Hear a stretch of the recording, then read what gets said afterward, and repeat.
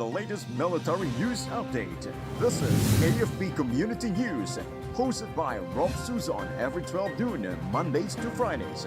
Only here on DWDD Armed Forces Radio. One AFP for a stronger Philippines.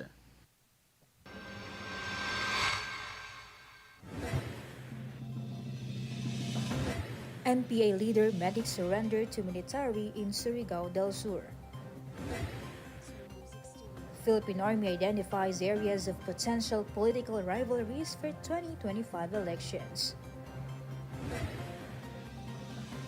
Chartered flight ready for Filipinos in war-torn Lebanon.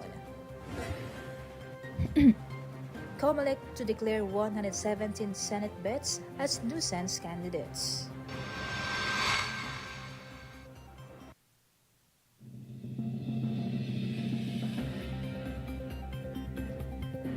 Good day everyone, as well to our troops at Camp Emilio Ginaldo, Quezon City. Today is Friday, October 18, and we'll bring you the latest news from the armed forces and other information around the Philippines. I am Rob Suzon for AFP Community News.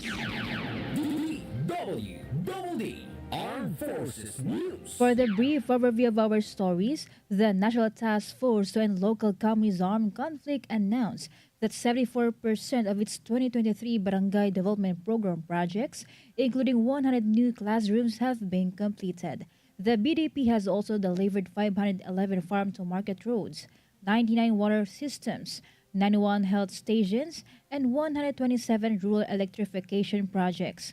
National Security Advisor Eduardo Año praised the program's role in transforming conflict-affected areas and promoting peace and development.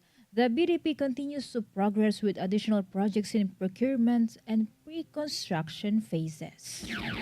DWDD Armed Forces News. Joint forces from the 7th Infantry Battalion and Bulacan Provincial Police Office recovered an armed cache belonging to the remnants of the Communist terrorist group in Barangay Cabayunan, Dona Remedios, Trinidad, Bulacan.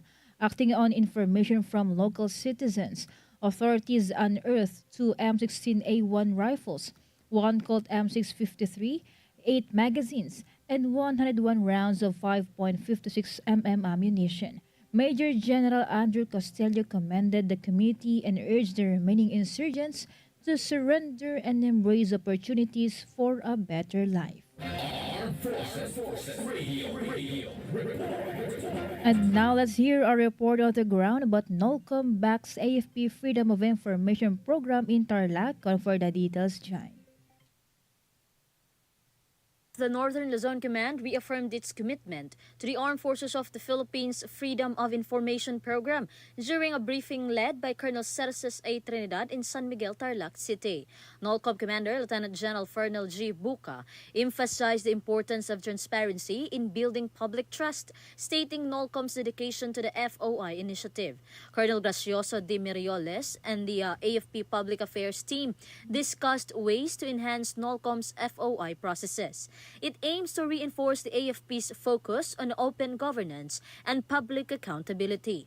This is Jai reporting for AFP Community News, one AFP for a stronger Philippines.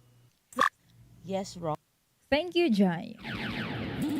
DWDD Armed Forces News. The 2nd Platoon, 2nd Civil Military Operations Maasahan Company of 14th Civil Military Operations Katipanan Battalion provided free services to more than 100 residents of Barangay San Juan, Tuburan, Cebu. This was in collaboration with municipalities officials, local government units, and barangay leaders. Beneficiaries received COMELEC registration, medical and dental consultations, pet vaccinations, haircuts, and massage services.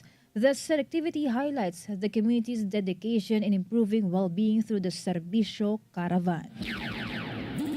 DWDD Armed Forces News. The 6th Infantry Division reaffirmed its commitment in ensuring the safety of stakeholders in the Bangsamoro region during a civil-military coordination special meeting. Key discussions focused on enhancing security ahead of the 2025 national and Bangsamoro parliamentary elections, as well as ensuring the protection of humanitarian workers in conflict-affected areas. The 6th ID emphasized its dedication to neutrality and collaboration with security forces and humanitarian agencies to maintain the stability in the region. Armed Forces Radio. And we have a report coming in about MBLT-10 joins 2024 Philippine Marine Corps Marathon Sovereignty Run. Go for the details, Bea. Yes, Rof, the Marine Battalion Landing Team 10 participated in the 2024 Philippine Marine Corps Marathon Sovereignty Run at Fort Bonifacio, Taguig City. The unit competed in various categories including the 5-kilometer Patriots Path and 50-kilometer Valor's Route.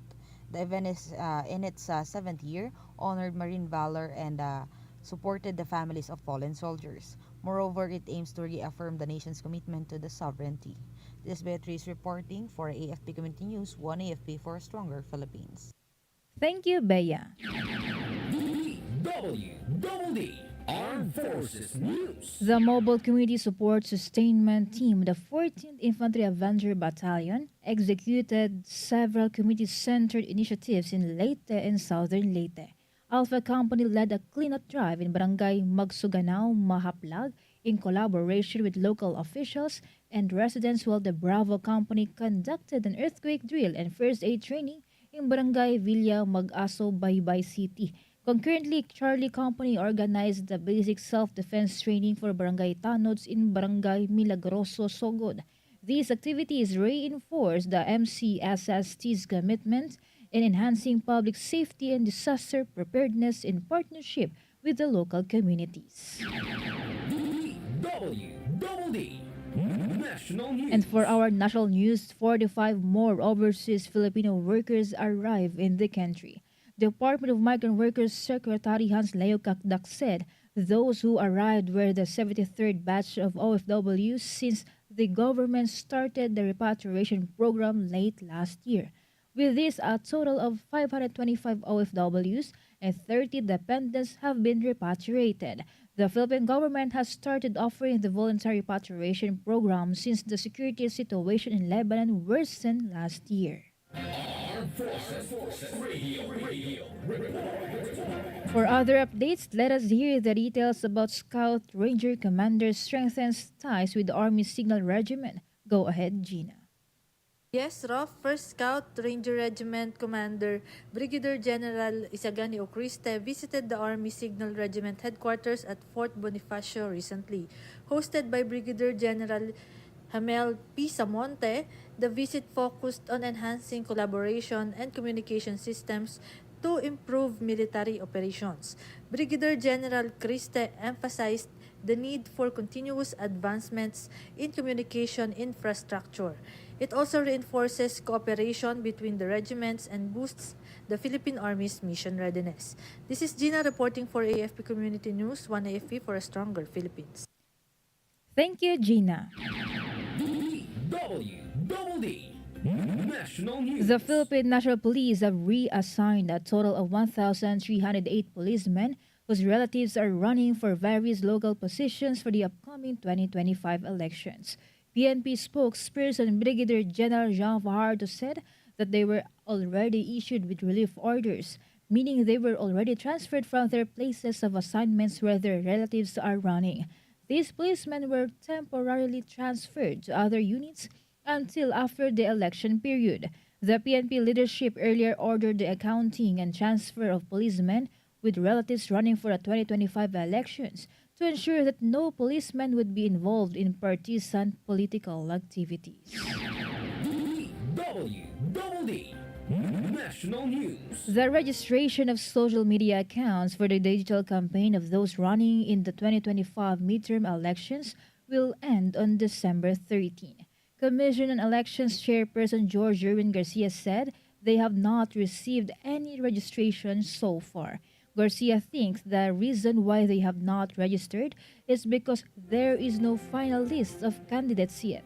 The guidelines of the digital election campaign include the use of social media platforms, artificial intelligence, and the internet for the digital campaign. Armed Forces Radio. And on the other line, let us hear more from Shai about AFP Honors TDCS in change of office and retirement ceremony. Yes, Rof, the Armed Forces of the Philippines held a change of Chief of Office and retirement ceremony honoring Lieutenant General Charlton Sean M. Garland as he stepped down as AFP Deputy Chief of Staff in Camp Emilio Aguinaldo, Quezon City. Presided over by AFP Chief of Staff General Romeo S. Browner Jr., the event marked his retirement after 39 years of service. He was succeeded by Major General Agustin Malinit as acting TDCS AFP. Moreover, General Browner praised Lieutenant General Garland's leadership and expressed confidence in Major General Malinit's ability to continue the legacy of excellence. This is Shai reporting for AFP Community News, one AFP for a stronger Philippines. Thank you, Shai. DWDD National News. Moving on to another story, state-run National Power Corporation is aiming to resolve its budget deficit by the first quarter of 2025. This is to ensure uninterrupted power supply in its remote coverage areas. During a Senate hearing, NAPOCOR Manager for Strategic Business Planning Bernadette Rivero expressed concern over the pending rate applications. Rivero said that the rate applications have been ongoing for up to 7 years and now threatens NAPOCOR's financial stability. She also explained that rotational brownouts could begin as early as of March of next year without timely approvals. DWDD National News. The Philippines has joined Malaysia, Singapore, Indonesia, and Thailand to improve air travel safety in the region by sharing aviation data and information among themselves. This includes reports of severe turbulences. According to the Civil Aviation Authority of the Philippines, the agreement will be launched by the end of the year. The agreement comes as air travel recovers from the COVID-19 pandemic. In a joint statement, the 5 Southeast Asian countries said they will collaborate and share the identified safety data and safety information to identify safety hazards and trends and develop mitigating measures to better manage safety risks. Armed Forces Radio. And let us hear more updates from Beth Tanyere about Seymour hosts thrilling Halloween party as part of Happy Seymour Christmas 2024. The Civil Military Operation Regiment held a lively Halloween party as part of its Happy Seymour Christmas 2024 celebration. The event, aligned with the Seymour's Dress Up Wednesday policy, featured creative costumes and virtual participation from CMO battalions. Highlights included a Momo fashion show, a frozen scheme challenge, and exciting games. The evening also featured performance by Seymour personnel and concluded with a flash mob fostering unity and creativity within this regiment. This is Beth Tanete reporting for the EFA Community News, one EFP for a stronger Philippines. Thank you, Beth Tanyete. DWDD National News. For other national news, the Intertropical Convergence Zone and the easterlies will prevail in most parts of the country. According to Pagasa, this will bring isolated and scattered rain showers within 24 hours. But the State Weather Bureau said that there would be no tropical cyclones entering the Philippine area of responsibility in the coming days.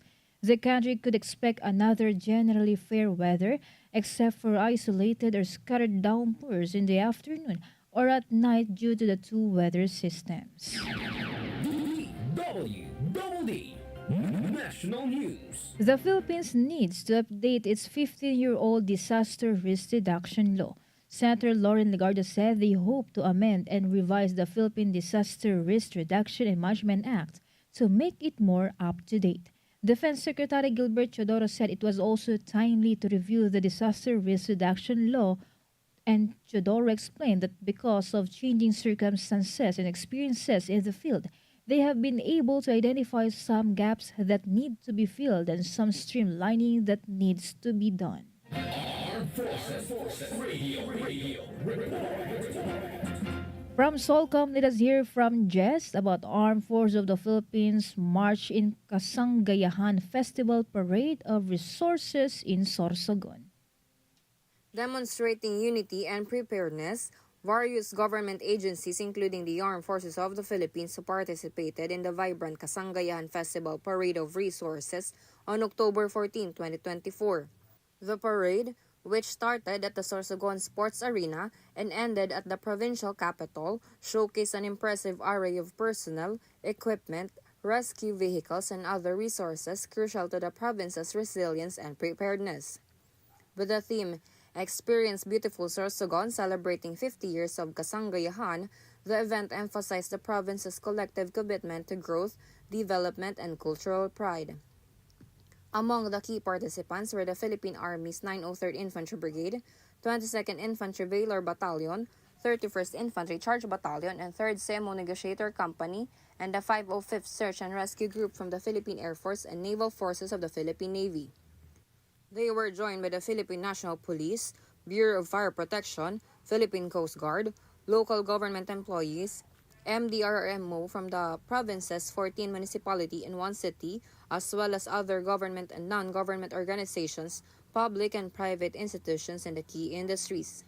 The Kasangayahan Festival, an annual celebration, fosters cooperation between national government agencies, NGOs, and local government units, promoting safety, resilience, and the well-being of the Sorsogon community. This is Jess from Solcom reporting for AFP Community News, 1 AFP for a stronger Philippines. Thank you so much, Jess from Solcom. DWDD National News. The new NAIA Infra Corporation, which manages the Ninoy Aquino International Airport, discovered more than 20 abandoned cars in its parking facilities. NNIC said some of the cars were found to be staying in parking slots since 2014. The management said it is now taking appropriate actions to remove the abandoned vehicles, but said it will offer a final chance to reclaim their cars before they are towed and impounded. The owners must present proof of ownership and valid identification to reclaim their vehicles. DWDD National News. The Social Weather Station survey for the third quarter of the year revealed an increase in involuntary hunger among Filipino families. 22.9% of Filipino families reported experiencing being hungry and not having anything to eat at least once in the past 3 months. It showed a 5.3-point increase from the 17.6% recorded in June 2024. This is also the highest rate since the COVID-19 lockdowns in September 2020. Armed Forces Radio Report. And more updates from Ella Mercado about Pasig LGU to conduct Pink Parade on Sunday for Cancer Awareness Celebration. The City of Pasig, through their Traffic Parking and Management Office, notified all motorists and commuters that on Sunday, October 20, 2024, they are scheduled to hold their Pink Parade for Cancer Awareness Celebration, which may affect the traffic flow in their city.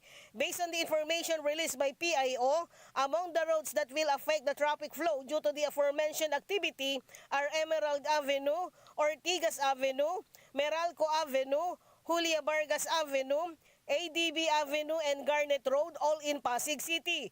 TPMO officials advise all the affected motorists to take alternate routes from 5 a.m. onwards to avoid being disturbed on their particular appointments. And this is Ella Mercado reporting for AFP Community News, 1 AFP for a stronger Philippines. Thank you, Ella Mercado. DWDD National News. The Philippine National Police and the National Bureau of Investigation will be conducting a joint probe into the 2020 killing of Philippine Charity Sweepstakes Office Board Secretary Wesley Barayoga.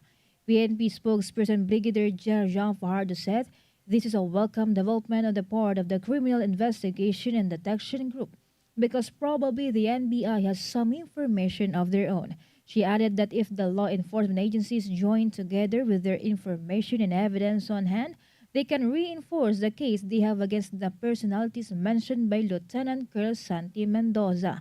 PNP reopened the cold case on September 29 following the testimony from Mendoza at the House of Representatives Squad Committee hearing. DWDD Armed Forces News. And that's all for today's broadcast. Thank you for joining us, especially to our audience in our Facebook page, AFP Radio DWDD. Don't forget to tune in next week for more updates, same time and same station. Again, this is Ralph Susan for AFP Community News, one AFP for a stronger Philippines. Behold the latest military news update. This is AFP Community News, hosted by Rob Susan every 12 noon, Mondays to Fridays. Only here on DWDD Armed Forces Radio. One AFP for a stronger Philippines. Kayo ay nakatutok sa DWDD AFP Radio. Kami po ay kasapi ng KBP, kapisanan ng mga broadcaster ng Pilipinas.